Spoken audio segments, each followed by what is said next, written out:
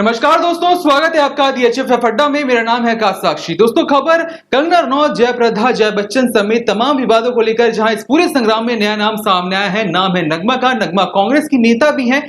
उन्होंने जो कुछ कहा है, इसके अलावा इसके इम्पैक्ट के बारे में बड़ी बात जो अब तक कोई नहीं कर रहा या नहीं करना चाहता, जरूर सुनिए। जी बिल्कुल आकाश, एक बड़ा अपडेट इस मामले में यह है कि नगमा जो कि कांग्रेस की नेता हैं, उन्होंने भी उस पूरे विवाद पर अपना बयान दिया है जिसमें जया बच्चन बनाम जयप्रदा जो है लगातार चल रहा था।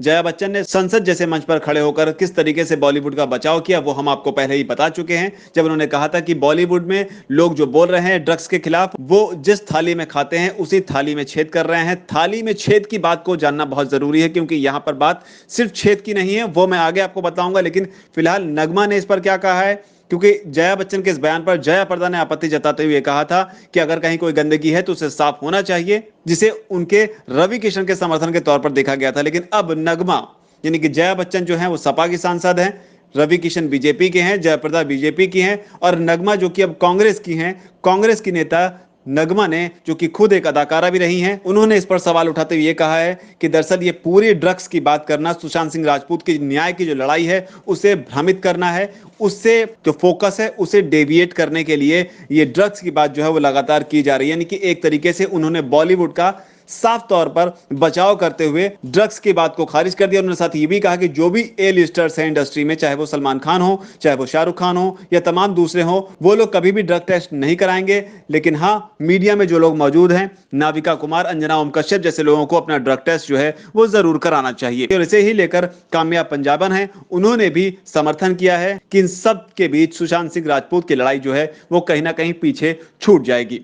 तो आकाश, ये तो बात हुई खबर की, लेकिन इस खबर के पीछे का तथ्य आप समझिए कि किस तरीके से ड्रग्स के मामले में चीजों को डिफेंड करना किसी देशद्रोह से कमजोर नहीं, क्योंकि यहां लड़ाई सिर्फ सुशांत सिंह राजपूत की नहीं, लड़ाई हर उस भारतीय के लिए है जिसकी जान आतंकवादी हमलों में जाती है। जी हां, कैसे, वो मैं आपको बताता हूं। दरअसल बॉलीवुड के मामले में लगातार तमाम लोग बॉलीवुड को डिफेंड करने की कोशिश कर रहे हैं कि आप ड्रग्स का नाम मत लीजिए, जबकि रिया चक्रवर्ती के मामले में साफ तौर पर कई सारे ऐसे चैट्स जो हैं वो सामने आए जो ये साबित करते हैं कि ड्रग्स चली है। लेकिन ड्रग्स अगर चली है तो ड्रग्स कोई व्हाइट मार्केट इस कंट्री में नहीं है। ड्रग्स कोई ऐसा बाजार नहीं सस्ता है जहां से आप ड्रग्स खरीदते हैं और उसका टैक्स का पैसा सरकार को जाता हो, ऐसा नहीं होता है। ड्रग्स जो है वो ब्लैक मार्केटिंग होती है, वो अंडरवर्ल्ड से आती है, वो अलग अलग बॉर्डर से आती है। श्रीलंका से भी इसके तार जुड़ रहे हैं किस तरीके से, और इसके अलावा पाकिस्तान के रास्ते, नेपाल के रास्ते, चीन के रास्ते, कई ऐसे रास्तों से बताया जाता है कि ड्रग्स आती है। लेकिन अगर ड्रग्स आती है तो ये बिकती कितने में है? ये बिकती है 1 ग्राम ड्रग्स की कीमत होती है 7,000 रुपए, यानी कि एक बड़ी रकम,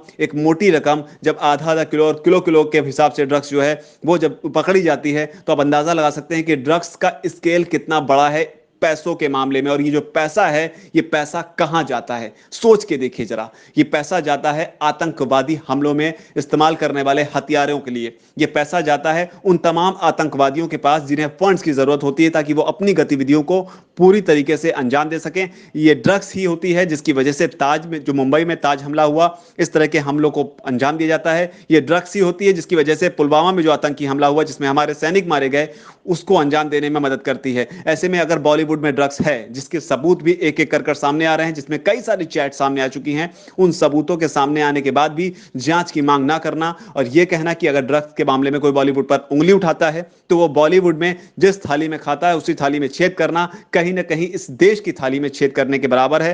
क्योंकि अगर आतंकवादी हमलों में जो फंड्स होते हैं, वो ड्रग्स के जरिए जो पैसा कमाया जाता है, एक बहुत बड़ा सोर्स जो है बताया जाता है, ना सिर्फ इंडिया में बल्कि अमेरिका में, यूरोप में, जहां जहां आतंकी हमले हुए उसमें कई सारी ऐसी रिसर्च सामने आई हैं जिसमें ड्रग्स का आतंकवाद के साथ एक डायरेक्ट कनेक्शन है। जिस तरीके से जो फंडिंग होती है आतंकवादियों को, उसमें ड्रग्स का एक डायरेक्ट कनेक्शन है। तो इसे देखते हुए अगर बॉलीवुड में ड्रग्स है और अगर बॉलीवुड जो है अपनी फंडिंग्स, अपने पैसे को ड्रग्स के लिए खर्च करता है, अपने पैसे को अपनी पार्टीज के लिए मंगाई जाने वाली ड्रग्स के लिए खर्च करता है, तो जो पैसा उनकी पॉकेट से फ्लश आउट होता है वो जाहिर तौर पर उन आतंकियों के पास जरूर पहुंचता होगा जो कि ड्रग्स के जरिए फंडिंग जुटाने का काम करते हैं। और ऐसे में जरूरी हो जाता है कि बात सिर्फ यहां पर सुशांत सिंह राजपूत की नहीं है, बात अगर सुशांत सिंह राजपूत की जरूरी है तो बात ड्रग्स की भी उतनी ही जरूरी है, क्योंकि यहां पर बात देश की है, बात है आतंकवाद जैसे खतरनाक मुद्दे से लड़ने की, जिसे लेकर हिंदुस्तान में एक दौर रहा कि हर 6 महीने में, साल भर में किसी रूटीन की तरह हुआ करते थे। लेकिन पिछले कई सालों में आतंकवादी हमलों पर लगाम लगी है और ये लगाम लगी रहे, इसलिए जरूरी है कि ड्रग्स के जरिए जो भी ब्लैक मनी, जो भी पैसा इन आतंकवादियों तक पहुंचता है, हर उस मोर्चे पर लगाम लगाई जाए। ऐसे में साफ तौर पर यही कहा जाएगा कि जो लोग भी ड्रग्स को डिफेंड करने की बात कर रहे हैं या जो लोग भी बॉलीवुड को डिफेंड करने की बात कर रहे हैं, ये कहीं ना कहीं एक देशद्रोही हरकत है, ये जानते हुए कि बॉलीवुड में ड्रग्स चलती है, जिसके सबूत हम बार बार कह रहे हैं। रिया चक्रवर्ती के तमाम मैसेजेस सामने आए हैं। ऐसे में यह कहना कि बॉलीवुड ड्रग्स के मामले में पूरी तरीके से पाक साफ है, बिना किसी जांच के सही नहीं होगा। जी आकाश। तो कुल मिलाकर एक बड़ी बात और यहां समझना जरूरी है कि ड्रग्स को लोग डिफेंड कर रहे हैं तो ये जानना जरूरी है कि ड्रग्स खरीदने के लिए जो पैसा दिया जाता है वो पैसा जाता कहां है, पैसे का इस्तेमाल कैसे होता है, कौन करता है, ये किसी से छिपा नहीं है। बताने की जरूरत नहीं है कि कई रिपोर्ट्स आई हैं जिसमें कहा गया है कि ड्रग्स से कमाए गए पैसे का इस्तेमाल आतंकवादियों के द्वारा होता है। एक मोटी रकम पहुंचती है, फिर वो अलग अलग स्टेज पर कैसे पहुंचती है, ये रिसर्च का सब्जेक्ट है।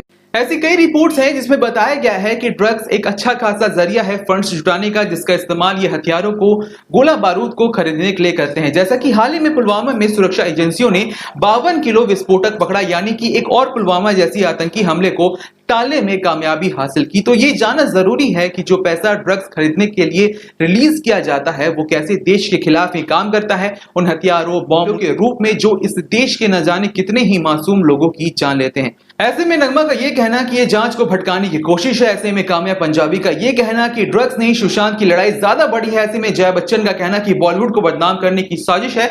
ये बात कहीं ना कहीं इन्हें ही कटघरे में खड़ा करती है कि इनकी प्राथमिकताएं क्या है। बहरहाल आपको हमारी ये रिपोर्ट कैसी लगी कमेंट सेक्शन में लिखकर बताएं। इस वीडियो को लाइक करें, शेयर करें। इस वीडियो को यहां तक देखने के लिए आपका धन्यवाद। नमस्कार।